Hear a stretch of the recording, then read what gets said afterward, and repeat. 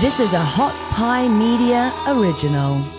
She is Julie Oliver with Ground Game Texas, who has been gathering signatures, which in Austin was a pretty easy task and maybe elsewhere, to get legalization in some form, now you're going to have to correct me on this, in some form on a ballot for local elections, correct?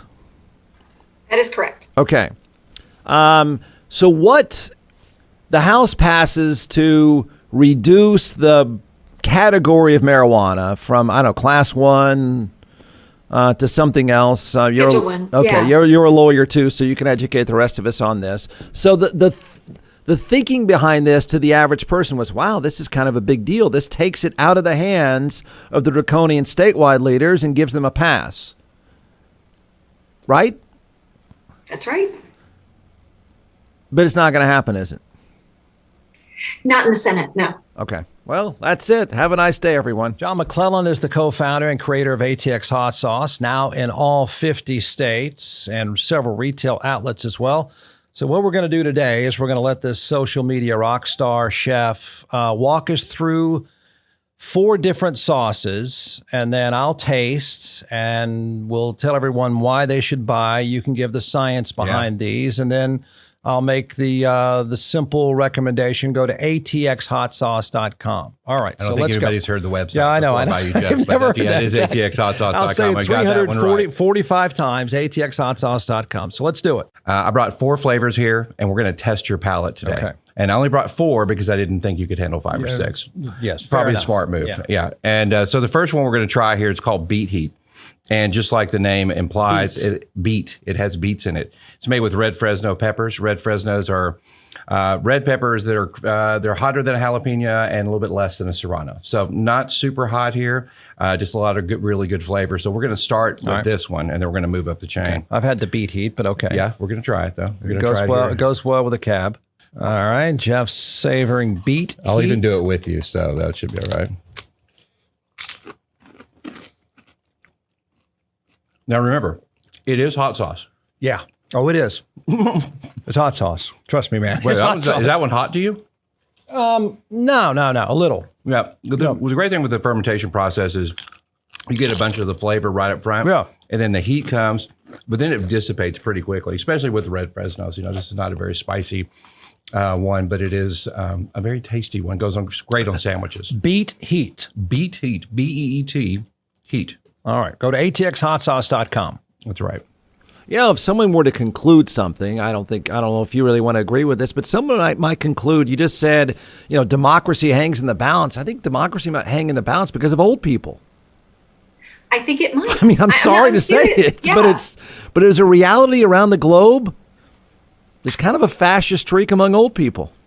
There is a huge, and what's so surprising is that age demographic above 75 is old enough to at least remember World War II, right, and what the United States fought against.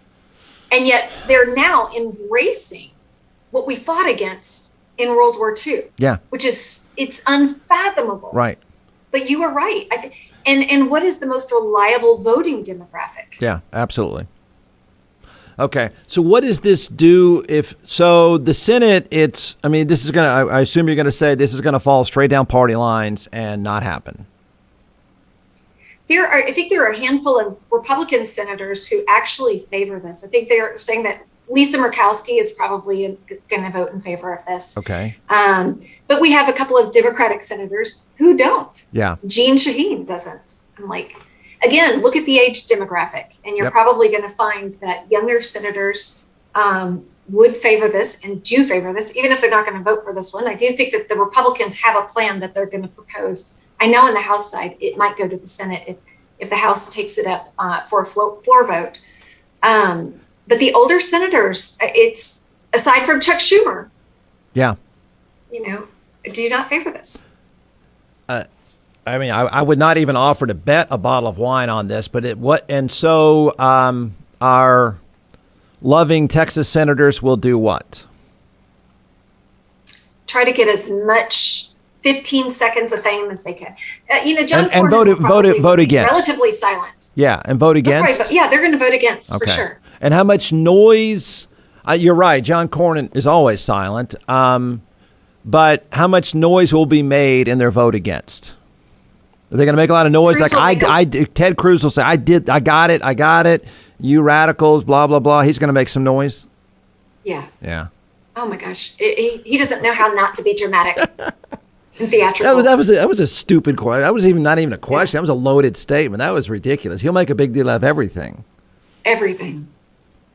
He's got his eyes on the prize. He wants to run for president. Yeah. And he doesn't care how he gets there. And he sold his soul a long time ago along that journey. And if left completely alone, and this magic wand here, somehow it goes through the Senate. You had 10, I guess it takes 10, the math says 10 to switch over and go with the Democrats.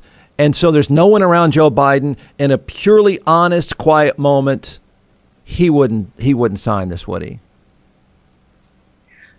I believe no one around it, with no one around him, passed it and the Senate passed it. He would. Okay. I do. I think he would bow to pressure and he would sign it. I think he'd reluctantly sign it. Yeah. But I do think that he would sign it. His press secretary, Jen Psaki, even recently said that he's re-examining his position on cannabis. I don't know what that means. What is it that? can mean a lot. What is that? Didn't they kick out? They drug tested a bunch of staff members and kicked them out, didn't they? Yes, they did. You can't get a security clearance if you have marijuana. If you have a marijuana conviction, or marijuana, it's ridiculous. So if you have a Class A, marijuana conviction, and you want to go work in the administration, you can't get a security clearance. So it's harmful in so many ways. Yeah. These stupid, the things that we've decided to criminalize. So to be clear on what you're doing, your organization, I assume you've gathered the signatures, probably got them in an hour and a half. Oh, yeah. Okay. Yeah. So, by the way, May 7th is our election here in Austin right. to vote to decriminalize it and to ban no-knock warrants. In Killeen, we're almost done with our signature gathering in Killeen and Harker Heights, which is a big military town. Absolutely. Veterans have been asking our state for years to legalize cannabis. We're in Denton. We're almost done with our signature gathering in Denton. And we're in San Marcos, and it's like, you should have seen the lines at Texas State of students. Yeah, I'm trying to put numbers to where your position passes the greatest, and I'm pretty certain San Marcos might be at 99%. Has there ever been an ordinance? Right. Has there ever been an ordinance that was 100%? You might hit 100% in San Marcos. That would be wonderful. You're going to hit 100%. You're going to hit. What are you going to hit in Austin? 98. Approval? I think, it's surprising, Jeff, is early on when Mike and I, even proposed that we were going to start collecting signatures to do this in Austin, we heard from a handful, it wasn't a lot, but a handful of local Democrats, older Democrats, who are totally against this. So I think we will probably have 5 or 6 votes against. 5 votes? Little blue hairs from Terrytown. Okay. Yeah, San Marcos will be. It's 100-0. There's not going to be one no vote. No way. We got 500 students registered to vote too the first week. 500 say I want to vote for this. So the medical cannabis, which is mostly legal, they're driving around. They're writing prescriptions or gathering prescriptions, following it by letter of the law. They're riding around with cash, aren't they? Yes, and let's talk about this. In Texas, our compassionate so dangerous use laws, and crazy. It is dangerous and crazy. And I have talked to veterans. So there's still no medical use for pain in Texas. Compassionate use for PTSD, in talking to veterans, the 1% THC limit isn't enough. I've talked to veterans, especially on election day. I went to get signatures in Killeen and talked to a number of veterans.